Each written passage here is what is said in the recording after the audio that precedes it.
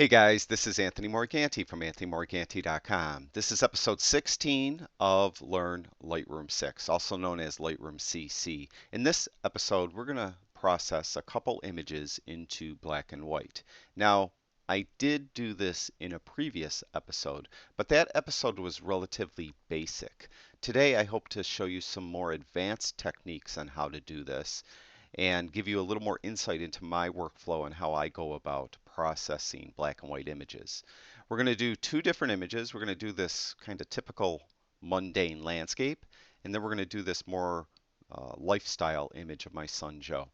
All right, now before I start, actually, I always get asked what were my camera settings. As I recall, this was a Nikon D7000. It was shot at 1/125th of a second, f11.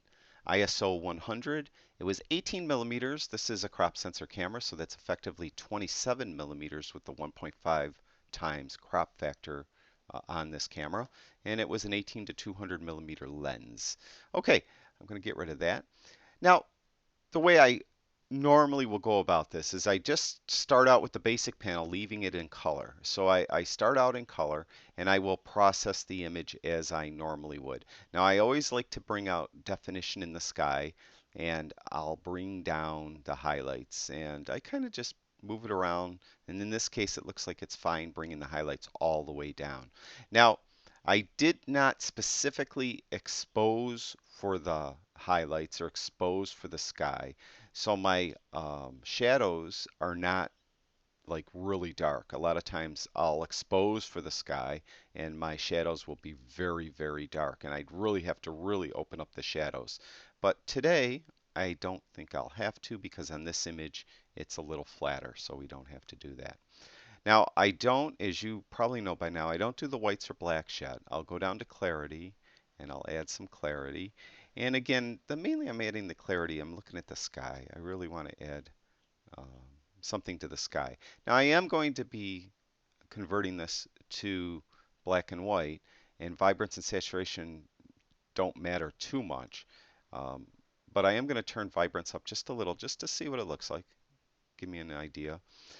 Then I jump down to tone curve, and I am going to add a little bit of medium contrast, and then I'm going to add some strong, see which I like better. I think I'll take the medium right now. I'm going to go back up to the basic panel now. I'm going to adjust my white and black point. The way I've just started doing it recently, as I mentioned, those of you that follow me know I'm very specific about my white and black points, that I like my white point right at the point before anything is clipped. But I like my black point to be clipped, because in my mind and my feeling is it seems to add a little more depth to the image. Well, in the past I always just hold the Alt or Option key in when I adjusted these. That's Alt if you have a PC, Option if you have a Mac. And of course when you do the whites, it'll give you these bleed through on the black screen. Well, a quicker way to do both the white and the black, if you so choose, is to hold the Shift key in. And I have covered this before. And as I double click, you could see it jumped right up to plus 30 on the whites. Now that is the point, if I open the histogram, right before anything is clipped. So that is like the perfect point for me, the way I like to adjust it. Now conversely, I mentioned I like the black point to be clipped. So if I do this same technique and hold the Shift key and double click on the word blacks, it'll just bring me to that point and nothing is clipped. I would prefer to have a little bit clipped. So I'm going to hold the Alt or Option key in, click down, it turns white, and we're going to bring the blacks down till I get stuff bleeding through. That's indicating that I'm clipping. And if you see, if I hover over this triangle in the histogram, you can see we're getting some blue patches. That's the clipping indicator telling me that I'm clipping black there. And that's fine for me. It might not be fine for you. I encourage you to find your own way and your own personal taste. So I have a little bit of the black clipped, and I don't have anything in white clipped, and that's the way I like to do it. So I'm done with the basic and tone curve. Now I'm going to convert it to black and white. And I mentioned in the past there's 3 different ways you could do that. You could go up to the basic panel and just turn saturation all the way down, or you could just click black and white right here. But I prefer to do it in the HSL Color B&W panel. Just click B&W. It converted it to black and white. Now it gives you what this black and white mix. And what this is you could actually adjust the luminance levels for the individual colors that were in the color image. For example, we know the sky had blue in it, right? I'd like the sky to be a little more dramatic. So I'm going to go to the blue slider and I'm going to pull this slider down, and you can see it's making the sky darker and more dramatic. Now, in the old days of film, Ansel Adams used to get dramatic skies by dodging and burning. Very tedious process in the darkroom. That's how he got his tremendous looking skies. It's a lot easier in Lightroom nowadays. Um, now, uh, so we have this relatively dramatic sky. I might come back and readjust that. Now I want to do something with the grasses. What you'll find is that the grasses, even though they're green and everyone says grass is green, the yellow slider will affect it more. So if I move, as you can see, the yellow slider to the right, it's really making the grass brighter. And I want the grass to be a little brighter. Now if I move the green, that'll affect it too, but to varying degrees. So we're going to bring green down a little bit. Now, in my mind, bringing green down and yellow up adds a little more depth to the grass. All right, so that's not bad. Now, as I look at the image, I'm reassessing some of my basic adjustments, and it looks like my blacks are a little too black. So I might have overdid my black point a little bit. So I'll hold my Alt or Option key down, click that, and I'm going to move that to the right a little bit. I don't want it clipping quite as much as I had it. So there, that's a little more acceptable to me. All right. So we're going to jump back down to the B&W and go to the black and white mix. And sometimes what I'll do, I'll just move some sliders around. I'll note where it was. Red is at -12. And I'll just see if anything gets affected. In this case, obviously nothing's getting done. Orange, something probably will change with orange. Oh, it's making a layer out of me. A little bit of the grass tips I'm seeing in here. So we're going to turn orange up a little bit. We adjusted the yellow and green. Aqua might adjust the sky a little bit. Yeah, it is a little bit right in here. Purple, I doubt it. And magenta, I doubt it. Okay, so we did the black and white mix. Now, if you do all these and you didn't like what you did, you could click this auto here and it will auto mix them back to where they were if you so choose. Sometimes I do targeted adjustments. I'll click this little uh, adjustment icon right here, and you can see my cursor turned into that targeted adjustment. And we did cover this in previous episodes. And let's say I want to make the sky lighter or darker. I would now click on my left mouse button, and when I do, it disappears. And when I drag down, you can see it's moving the appropriate slider down. When I push up, it's moving the appropriate slider. In this case, you can see the blue slider being moved around a little bit. Sometimes it'll move multiple sliders if you have a mix of colors. So that's targeted adjustments. And we've, as I mentioned, covered that before. We're not going to do any split toning. I want this to be a straight black and white image. And we're going to probably add that just for the sake, because I'm doing the video. We're going to do the quick and dirty sharpening and noise reduction. Now, lens corrections. I will do lens corrections for sure. And I'm just going to show you, we're going to enable profile corrections, and you'll see the image get rid of some barrel distortion. And then there's no chromatic aberration. It's a black and white image. But as you can see, it picked my Nikon lens that I used. But for now, I'm going to turn that off. And the reason being is I'm going to add some brush strokes. And what you'll find, it doesn't do it really on my computer too much. It doesn't do it at all on either of my computers usually. But because I'm running the screen record software, when you use enable profile corrections, even if you're not running screen, record software, it uses a lot of computing power. And if your machine isn't as powerful, if you click that and then go and start using the brush or some of these tools up here, you'll get a lot of lag. It'll go very, very slowly. So, and sometimes it gets herky-jerky, like the brush won't be smooth. It'll pop and bounce around.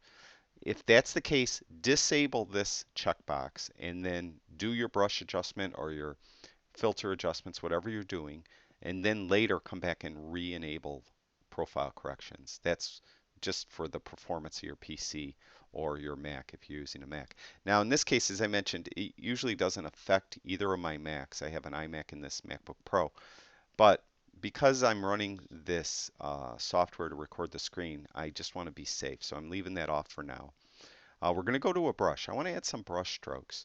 And what we're going to do, we're going to just do exposure.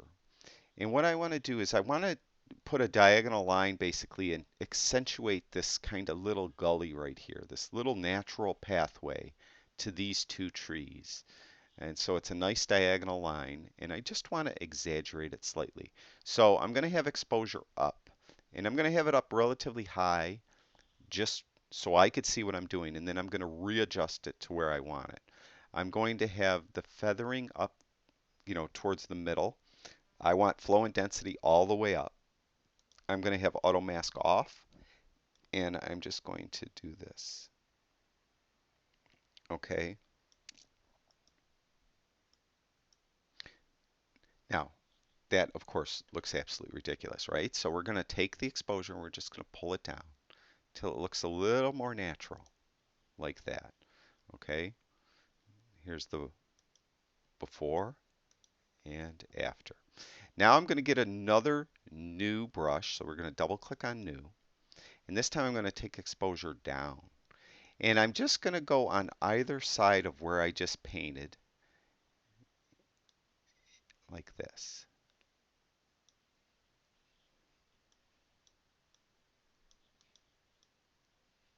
Okay, now we're going to take that and we're going to bring that more towards 0. Now that just gives kind of a natural diagonal line. I'm just exaggerating and accentuating the contours that are already there. As you can see, there's before, there's after. That might not be your cup of soup. You might not like doing that, but if that's the case, then don't do it. But I'd be remiss as a teacher if I don't show you this technique that a lot of photographers do. All right. Um, Sometimes I add more. I add something more coming from this corner, but I don't think it's really needed in this image. So I think I'm done with the brush. I'm going to go back to my lens corrections and I'm going to enable the profile corrections. And then I always, not always, but I often like a dark vignette, just very slight though.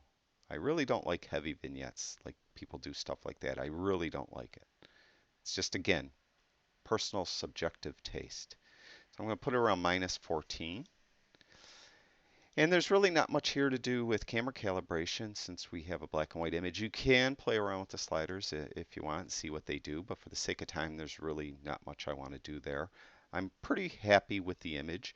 There is before and there is after. So you can see we created quite a dramatic looking black and white image. And if I wasn't teaching and talking, I would have done this in a minute or two. Or literally, I would have done it that quickly. So that's that. The only thing maybe that I might see how this little cloud right here is coming down, that bothers me a little bit. It just kind of is drawing my attention to it. You usually don't want anything bright that isn't the main part of the image or part of the main subject. You don't want this bright item or bright thing towards a border, a corner, or the edge, or anything like that. I would usually bring this into Photoshop and get rid of it, but we could do it in Lightroom. The tools in Photoshop are a little more advanced and they're content aware, but you could try to use it here. And that's not bad at all, really. Actually, that's excellent. So that's it. I would consider this image done. So this is a uh, black and white landscape. Now we're going to go on to this image of my son. Again, I will start out by just processing it as I normally do in color in the basic panel. Now one tip, if you're photographing anyone that might have blemishes, particularly a 17-year-old boy like my son is here, of course they're going to have blemishes. We photographers will overexpose this very common. Overexpose 3/4, or I'm sorry, 2/3 to 1 full stop. I believe on this image of Joe here, I overexposed 2/3 of a stop with a flash, okay?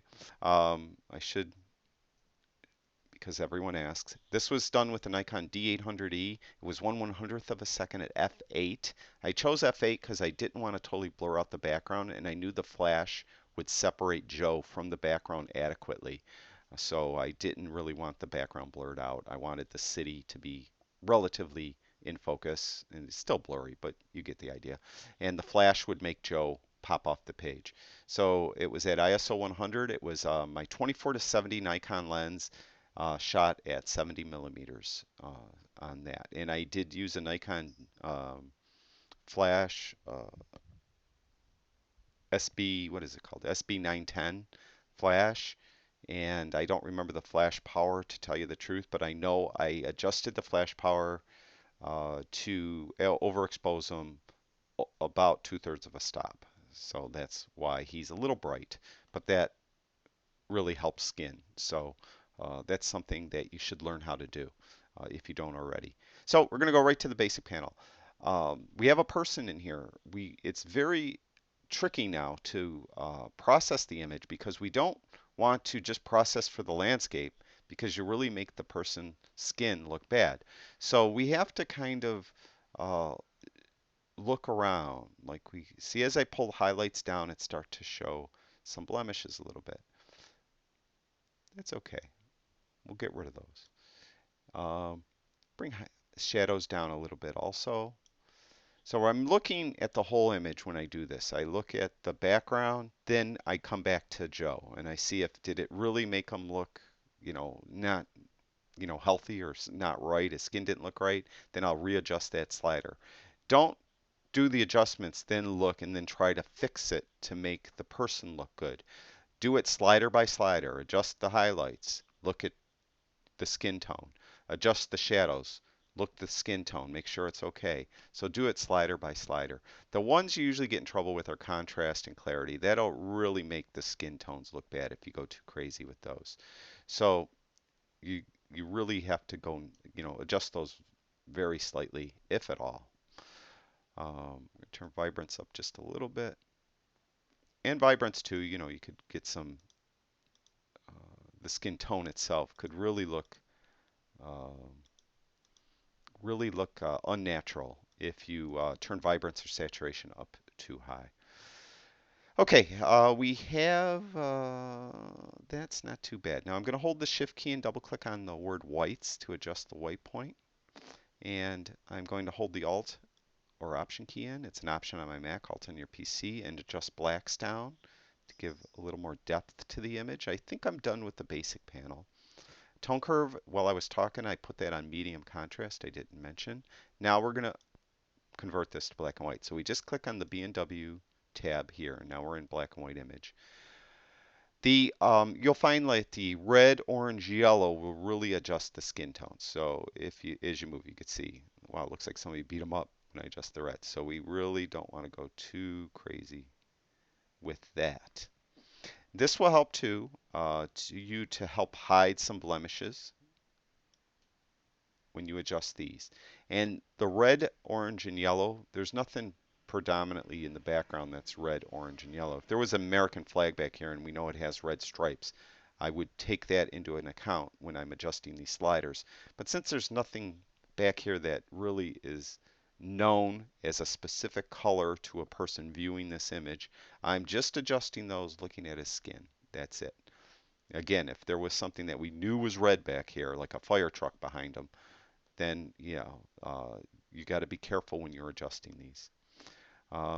It's not a lot to do with the mix now. As you can see, the green isn't affecting Joe at all. And I'm going to bring green down quite a bit. It's making it a little darker in here. I don't want I don't want it really bright back there. I want everyone's attention more so on Joe. So we're going to bring the sky down. It's going to bring his shirt down too because he did have a blue shirt. But that's okay. Uh, no one really knew how dark that shirt was. And purples, I don't think are going to do too much. It's affecting his t-shirt a little bit. And magenta is going to affect that t-shirt too. Okay, that's all right. Now, in doing that, I might have made too much of a contrast between his skin and his shirt. The shirts are so dark now, and his skin looks so light. That is something to take into account because we don't want him to look, because he's not pasty white. So we might have to back those off a little bit, make it more natural looking. All right.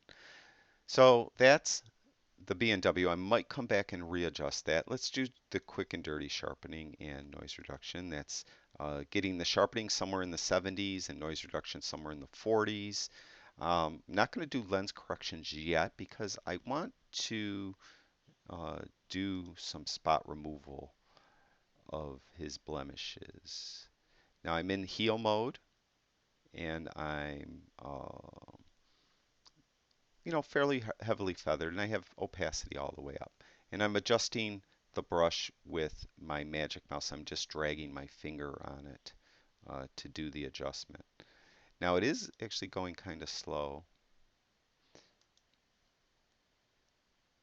Part two is, as I mentioned, I have this software running in the background that records the screen. So because of that,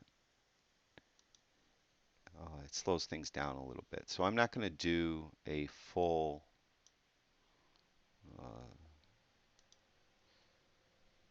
full skin cleaning up here, just real quick. I think that's really not bad right there. So that's the spot removal tool. Now we'll zoom back out by just clicking on the image. Actually, you know what I'm going to do? This chain bothers me in the corners. Now I could crop that away. I really hate cropping an image. I'm one of those people that try to not crop at all, if possible. I want to get it right in camera, and those um, chains are just bugging me. So we're going to get rid of those chains by using the spot removal tool. And that's that. Okay. He's still a little bright, his skin, wouldn't you say? So what I could do is one of two things. I could come in here and I could bring the reds, orange, and yellows down. Or I could go up to the basic panel and I could go to highlights and try to move that down some more. And that helped a little bit, bringing highlights down. I could see if whites do anything. A little bit, a little bit. And the other thing I guess I could go, I hate messing with exposure too. I always try to get exposure perfect in the camera. So it's kind of a thing with me is I really don't want to mess with exposure too much. But that helped a lot. So I brought it down 0.35 of a stop. So as I mentioned, it was overexposed slightly on purpose, but I brought it down a little bit and it's still, his skin looks good. So now we're going to go to lens corrections. We're enable profile corrections. And then we're going to add our vignette. Now, a little heavier of a vignette than last time, but I think that worked out pretty well. There is the before. You can see now, how it looked kind of so much brighter, and now it's a little more properly exposed. So I hope you got something from this. I did get an email from a person asking me if I could just show some more advanced techniques in processing a black and white image and some of my workflow. So I hope this gives you guys some more insight on how you could process your black and white images, be it a landscape or a lifestyle shot or any type of shot that has a person in it. If you have any questions, feel free to leave them in the comment section below. And please feel free to share this video. And I appreciate everyone that subscribes to my YouTube channel. That's it. I'll talk to you guys soon.